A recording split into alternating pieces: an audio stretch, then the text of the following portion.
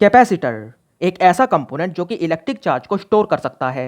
और ये तुम्हारी मामूली बैटरी की तरह नहीं होता जो कि पहले इलेक्ट्रिक एनर्जी को केमिकल में कन्वर्ट करती है और फिर उसे सेव करती है, बल्कि इलेक्ट्रिक एनर्जी को डायरेक्टली सेव करता है इलेक्ट्रिक एनर्जी के ही रूप में, वो भी इलेक्ट्रिक फील्ड्स की फॉर्म में। अब ये ऐसा कैसे करता है यही जान लेंगे आज। अब एक कंडेंसर बहुत ही सिंपल फंडे पे काम करता है। नेगेटिव चार्ज पॉजिटिव को और पॉजिटिव नेगेटिव को अपनी तरफ खींचते हैं, जबकि नेगेटिव नेगेटिव से और पॉजिटिव पॉजिटिव से दूर भागता है। अगर तुम्हें ये दो बातें मालूम है ना, तो तुम बहुत ही आसानी से कंडेंसर के काम करने का तरीका समझ जाओगे।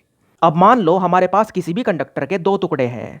चलो मान लो कि हमारे पास लोहे के दो टुकड़े हैं, ठीक। और ये दोनों टुकड़े फिलहाल इलेक्ट्रिकली न्यूट्रल हैं। इलेक्ट्रिकली न्यूट्रल होने का मतलब ये है कि इन दोनों पे किसी भी तरह का चार्ज फिलहाल मौजूद नहीं है। अब अगर कोई भी चीज़ इलेक्ट्रिकली न्यूट्रल है तो इसका सीधा मतलब ये होता है कि उस चीज़ पे जितना निगेटिव चार्ज है उतना ही पॉजिटिव चार्ज है, और ये दोनों चार्ज एक दूसरे को कैंसिल कर रहे हैं। अब निगेटिव चार्ज होता है इलेक्ट्रॉन्स पे और पॉजिटिव होता है प्रोटॉन्स पे। अब क्योंकि ये दोनों हिस्से इलेक्ट्रिकली न्यूट्रल हैं, इसका सीधा मतलब ये है कि इन हिस्से के अंदर जितना इलेक्ट्रॉन्स हैं उतने ही प्रोटॉन्स भी हैं, तभी तो जाके ये दोनों हिस्से इलेक्ट्रिकली न्यूट्रल हैं। अब जो इलेक्ट्रॉन्स होते हैं वे किसी भी कंडक्टर के अंदर कहीं भी आ जा सकते हैं, क्योंकि वे एक कंडक्टर के अंदर लूजली बाउंड होते हैं, जबकि जो प्रोटॉन्स हैं वे अपनी जगह पे जमे हुए रहते हैं। ऊपर से जो इलेक्ट्रॉन्स का वजन है वो प्रोटॉन्स के मुकाबले काफ़ी ज़्यादा कम होता है।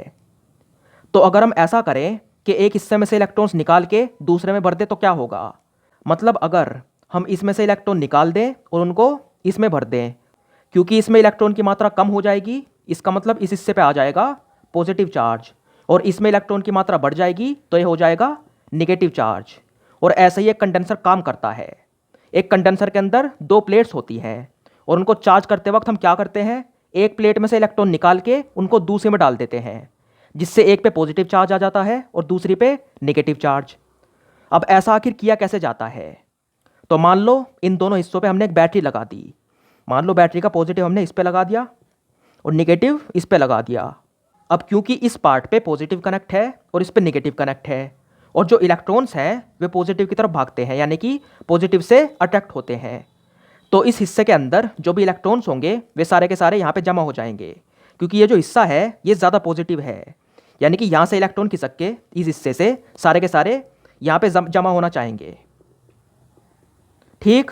अब क्योंकि इस हिस्से में से जो इलेक्ट्रॉन्स हैं वे कम हो चुके हैं, इसका मतलब यहाँ पे आ जाएगा सारा पॉजिटिव चार्ज, और क्योंकि इलेक्ट्रॉन्स यहाँ पे आ चुके हैं तो ये हिस्सा हो चुका है निगेटिव चार्ज।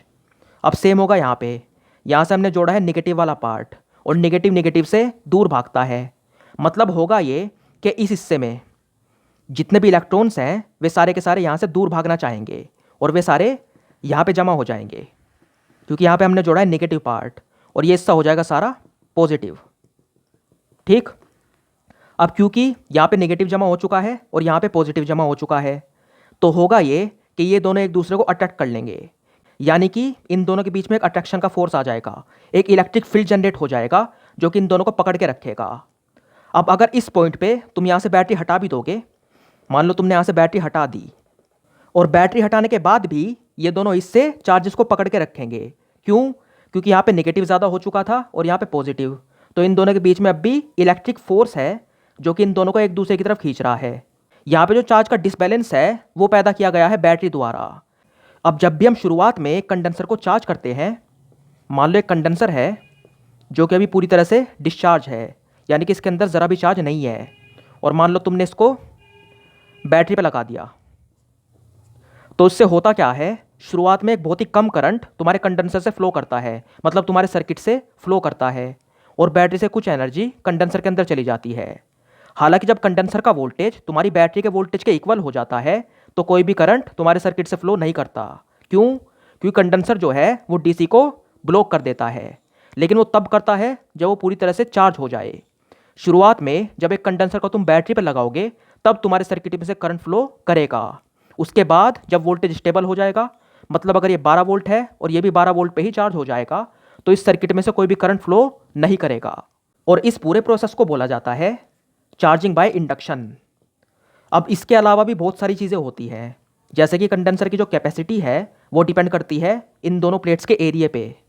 मतलब एक कंडेंसर के अंदर जो दो प्लेट्स होती हैं उनका क्षेत्रफल, उनका फैलाव कितना ज़्यादा है, उस चीज़ पे उसकी कैपेसिटी डिपेंड करती है। और उन प्लेट्स के बीच में जो दूरी है वो कितनी कम है, उस चीज़ पे भी जो कैपेसिटी है कंडेंसर की वो डिपेंड करती है। और उन दोनों प्लेट्स के बीच में हम यूज़ करते हैं डाइइलेक्ट्रिक का। डाइइलेक्ट्रिक एक ऐसा पदार्थ है जो कि बिना करंट को कंडक्ट किए इलेक्ट्रिक फील्ड को इधर से उधर आसानी से ट्रांसफ़र कर सकता है। उसके अलावा एक कंडेंसर की जो एनर्जी स्टोर कर सकता है, जितनी एक कंडेंसर, वो डिपेंड करती है उसके वोल्टेज पे और उसकी कैपेसिटी पे। और उसके अलावा कंडेंसर भी दो तरह के होते हैं, एक है तुम्हारा पोलर और एक है नॉन पोलर। और ये सभी बातें हम फिर से किसी और वीडियो में समझेंगे, क्योंकि अगर इसी वीडियो में ये सब कवर किया गया तो वीडियो ज़्यादा लंबी हो जाएगी और फिर तुम पूरी देखोगे नहीं। इसीलिए तब तक के लिए तुम सब्सक्राइब कर लो चैनल को, और अगर तुम्हें वीडियो अच्छी लगी तो इसको लाइक कर देना और साथ में घंटी दबा के ऑल पे भी क्लिक कर देना।